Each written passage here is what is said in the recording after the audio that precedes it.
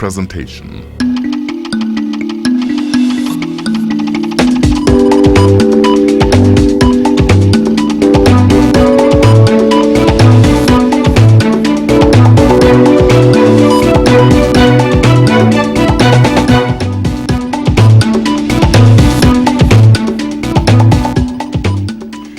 Welcome to Interface. My name is Tembi Samachele and it's great to be back with you this Sunday.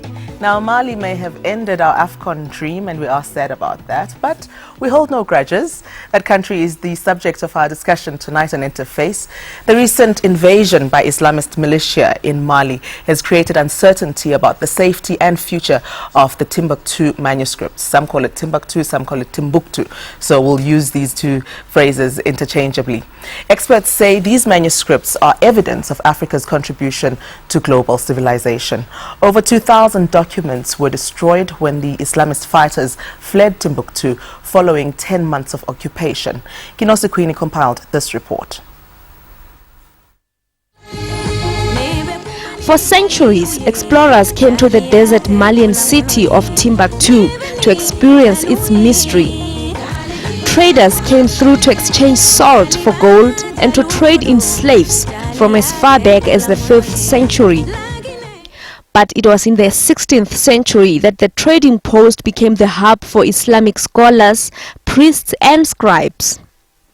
Timbuktu, with its ancient mosques and burial sites containing the remains of Sufi priests, attracted thousands of explorers and historians. They were looking for information and historical wisdom from the rare Islamic documents dubbed the Timbuktu manuscripts. The priceless documents dating from the 13th century form an encyclopedia of learning on law, science, astrology, politics, history and medicine. Experts say these documents prove that Africa has a written history as old as the European Renaissance, evidence of Africa's contribution to global civilization. The manuscripts are very important for the history of Africa. They show that Africa has contributed to the history of Africa and world civilization. But the recent invasion by the Islamist militia has created uncertainty about the safety and future of the manuscripts. A section of the Ahmed Baba Institute, which contains priceless documents, was torched as the rebels were fleeing from the French and Malian troops. More than 2,000 documents were destroyed. The Ahmed Baba Institute of Higher Islamic Studies was funded by the South African government in 2002. The project was initiated by President Thabo Mbeki following his visit to Mali in 2001. Realizing the importance of protecting and preserving the rare Islamic texts, Mbeki formed a partnership with the Malian government and opened the library in 2009. There's a whole history of the continent that needs to be told to Africans. And I think it's critically important in this global objective of achieving, as I was saying, of achieving this recovery of an African sense of dignity and self-confidence and ability to say we're perfectly capable of bringing about this African Renaissance.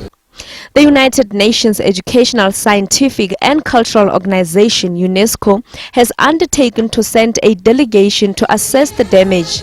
The organization has also called on the international community to help preserve the manuscripts and to rebuild Sufi mausoleums and tombs destroyed by the radical Islamists. Kinosi Queenie, Interface. And our studio guests tonight are Dr. Shahid Mathi, who is a lecturer in Arabic and Islamic Studies at the University of Johannesburg, and Mr. Vusitemba Ndima, who is the Deputy Director General in charge of Heritage in the Department of Arts and Culture.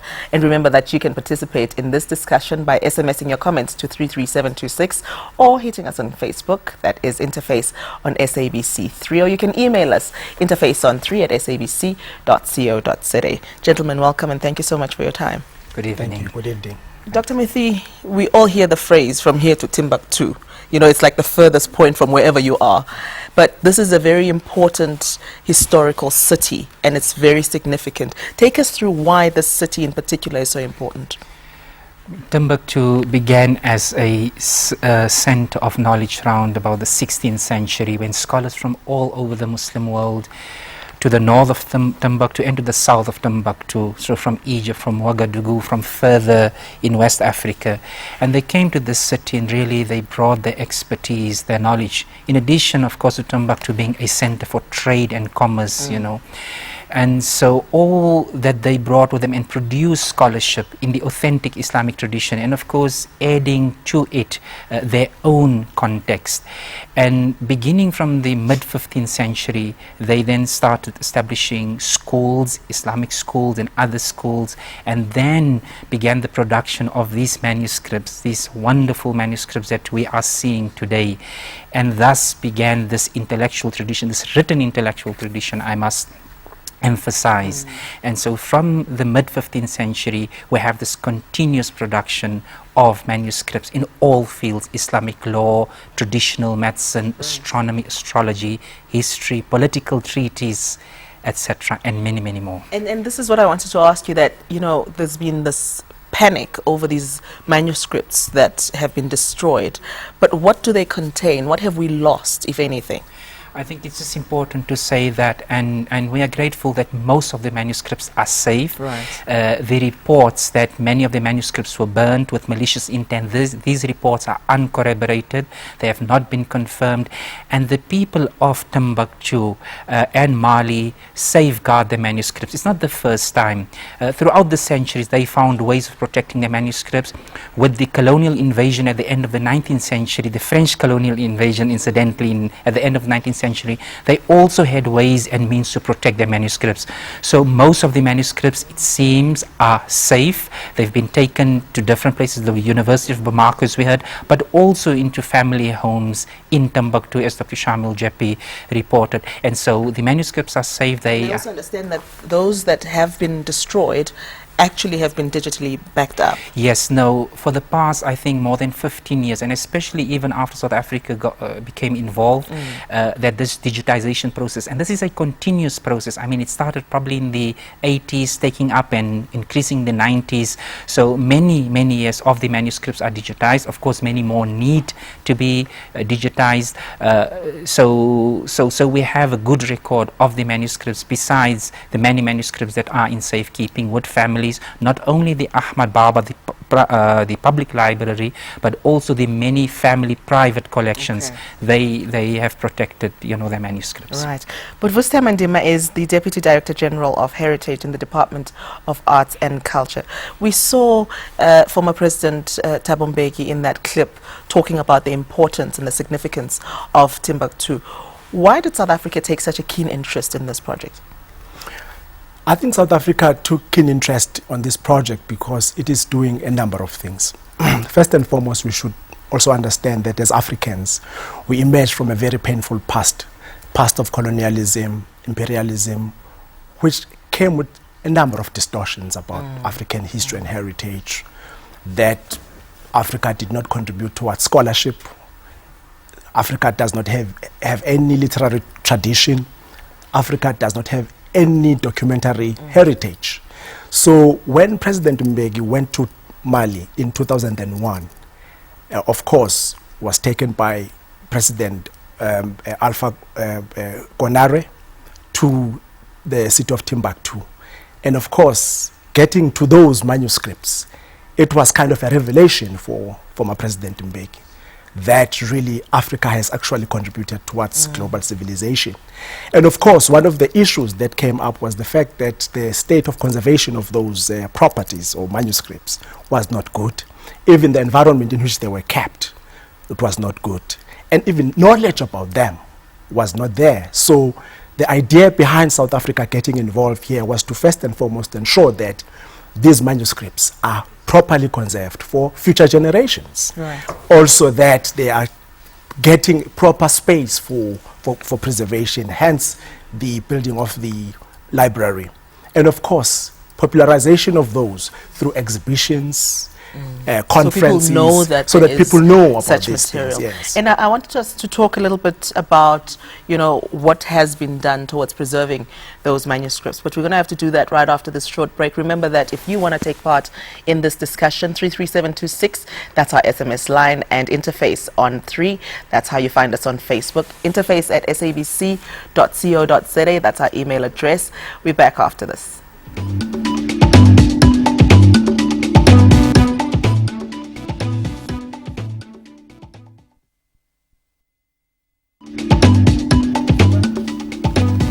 We're saying well done to Mali for winning the game tonight, but we also are looking at what's happening in that country, and we are talking about, in particular, what's happening to the library in Timbuktu and how we can preserve that culture and that heritage that is there. And our guests tonight are Dr. Shahid Mathi, who is with the University of Johannesburg, and also Mr. Vusitemba Ndima, who is the Deputy Director General in charge of heritage in the Department of Arts and Culture. We were talking earlier about South Africa's involvement and South Africa's interest in the Timbuktu project. But how much have we committed financially towards that project so far? Are you able to give us a roundabout figure?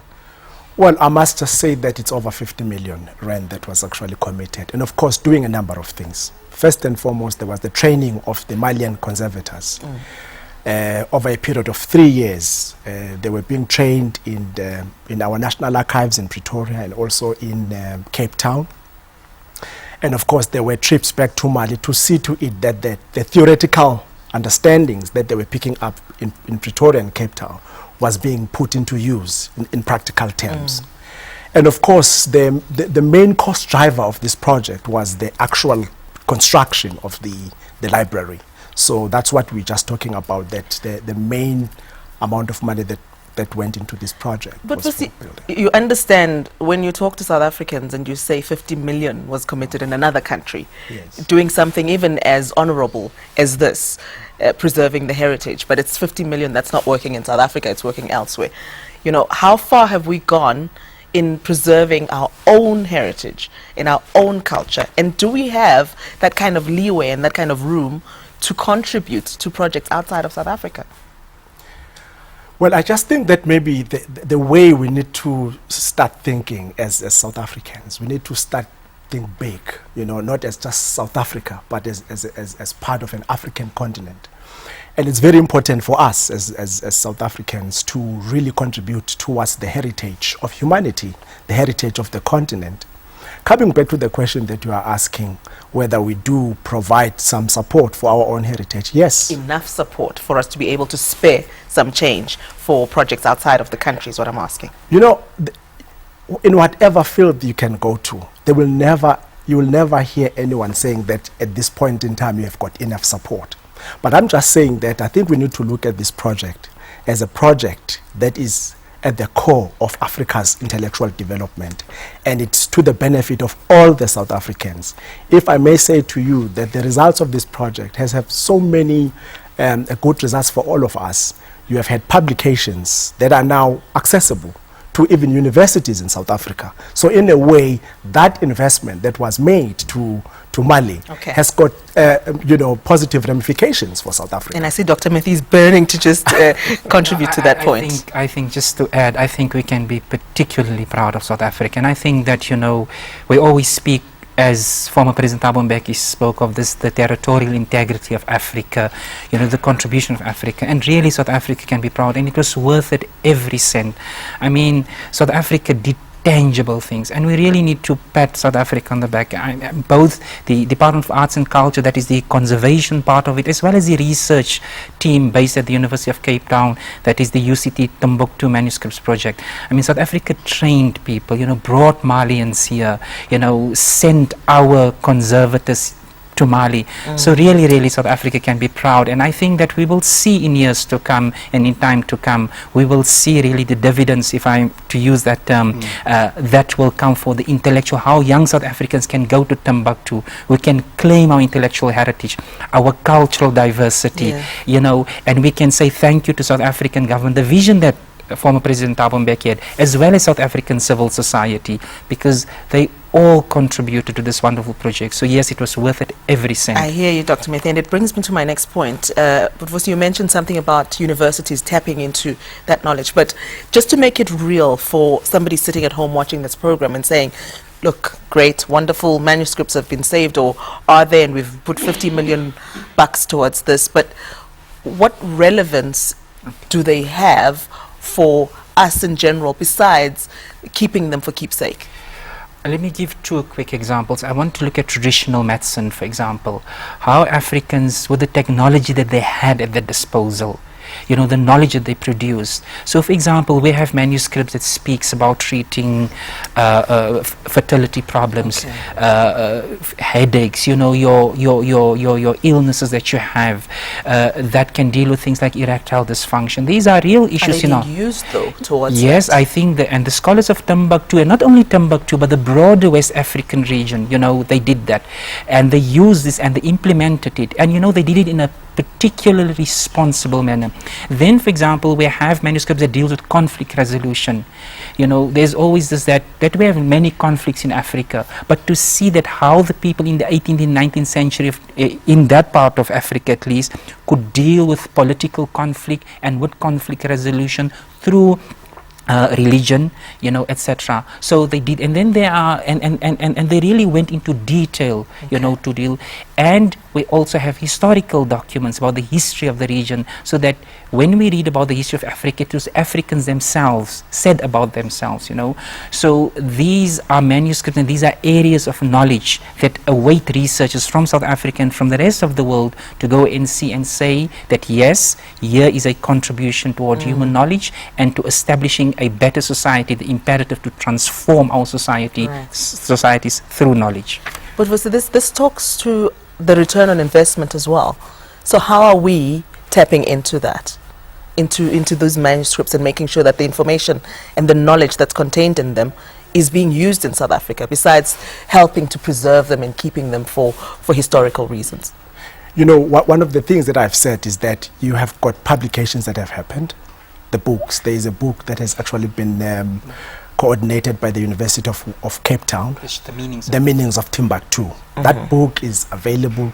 It's just a conglomeration of authors about the history of Timbuktu, and it is available in universities for our students to learn more about Timbuktu. But there's one aspect that I don't think that we have actually looked at: the psychological boost of this particular work, for the current generation. Because you see, if you grow in a context where every time everything that is beautiful has always been associated with Europeans, and now you have got clear evidence, irrefutable evidence that actually Africans did some things on their own, it has got some serious positive results. Because what it says to current generations is that if Africans of the 12th century were able to do these things, Africans of this century can even do better, So I think that that's one area that I do not think that we really do pay attention to.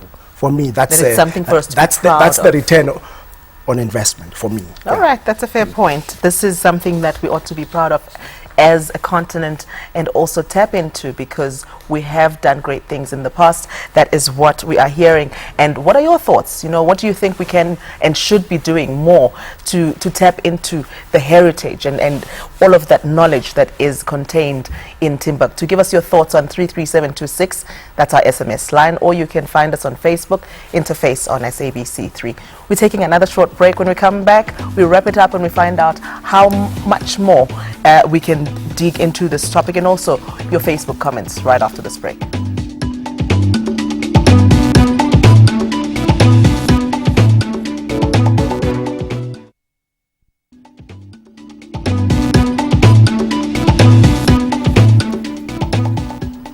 Welcome back. Let's just take a quick look at some of your Facebook comments.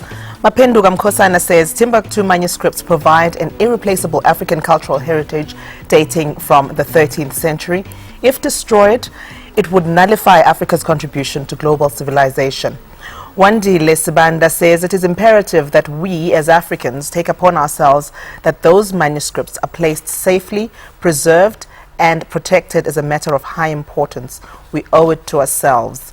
Tabasikwe says, it is a shame and thousands of steps taken backwards for humanity and for Africa.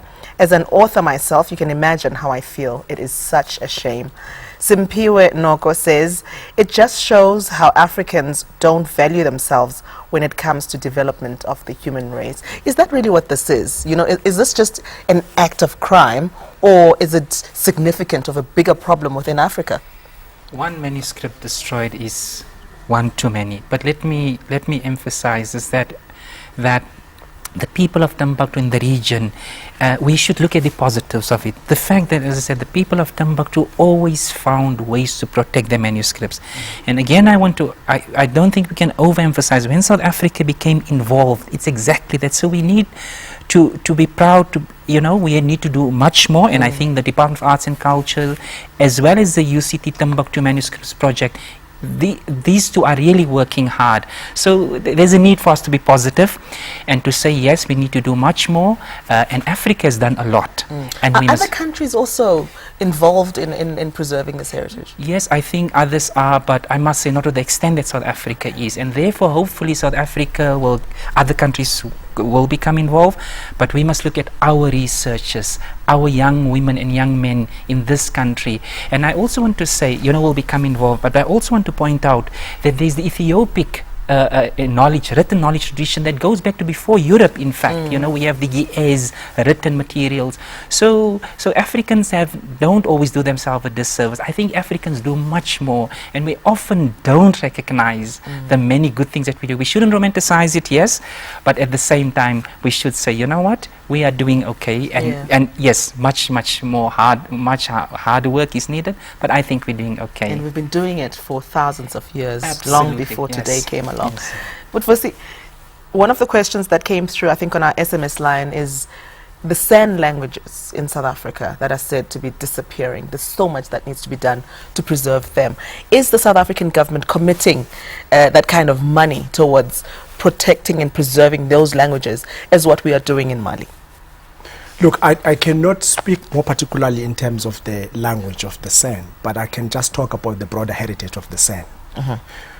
We do have a project in this country which is looking at the Khoi and the San heritage, which is called the Khoi San Heritage Trail.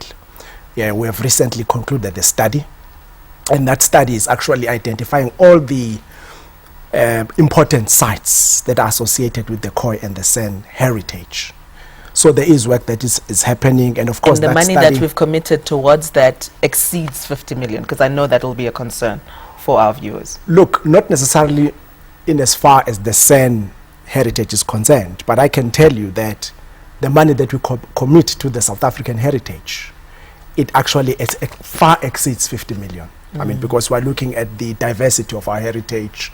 It's not only the heritage of the San, but it's the heritage of the South African people. I know, because we had a program particularly on the show, yes, on the San and their heritage, and one of the things that came out bitterly from the San community was that government was not putting enough funds and enough effort in preserving their culture and their heritage. So this is why I'm asking, can you at some point, maybe even later after the show, and we can raise it next week, that you have committed a lot more towards the San than what you have done in Mali? That's why I said not necessarily as far as the San are concerned, but in as far as South Africa's heritage is concerned, I think the amount of money that we have invested is far more than what we have invested in Mali. After this show, I'm going to research exactly how much you have put towards the San, and we need to put that issue to bed. But Dr. Mathi, at this moment, Mali is reeling from all of this. You know, the economy is battered. There's so much that needs to be done to rebuild that economy. What needs to be done, particularly by South Africa and other African countries, to try and assist that country? Well, I think if you ask me generally about Mali, I would hope that through the African Union and to assist Mali and so many other African countries, of course, and indeed in the world, to help the people of Mali. And that is exactly what I think was the vision of former President Thabo Mbeki. But he emphasized that we need to do much for this intellectual heritage, and that's really what I can speak about, you know. And so we hope that through the Department of Arts and Culture, South Africa will continue, and South African civil society. South African civil society played a very, very important role in that 50 million. I think we must recognize that.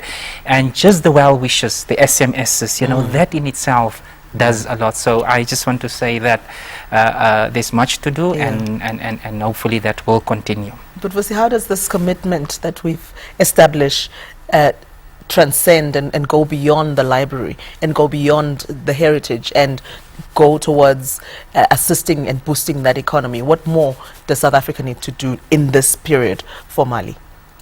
Look, I think that this project has had very good impact for the Malian community, more particularly the Timbuktu community.